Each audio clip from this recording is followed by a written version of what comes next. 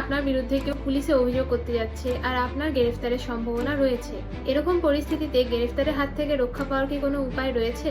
ঠিক এরকম পরিস্থিতিতেই কাজে লাগে অ্যান্টিসিপেটরি বেল। অ্যান্টিসিপেটরি বেল মানে হলো গ্রেফতারের আগে জামিনের অধিকার। এই বেল পাওয়া যায় সিআরপিসির ধারা 438 অনুযায়ী। কিন্তু প্রশ্ন হচ্ছে ঠিক কোন কোন ক্ষেত্রে এই বেল অ্যাপ্লাই করা যায়। যদি মনে হয় কোনো নন বেলেবল অপরাধের জন্য আপনাকে গ্রেফতার করা হতে পারে।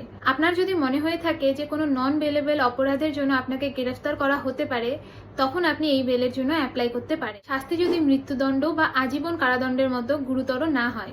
সাধারণত 7 বছরের মধ্যে শাস্তিযোগ্য অপরাধের ক্ষেত্রে আদালত অ্যান্টিসিপেটরি বেল দিয়ে থাকে। আগে কখনো জামিন ভঙ্গ বা পালিয়ে যাওয়ার ইতিহাস না থাকলে।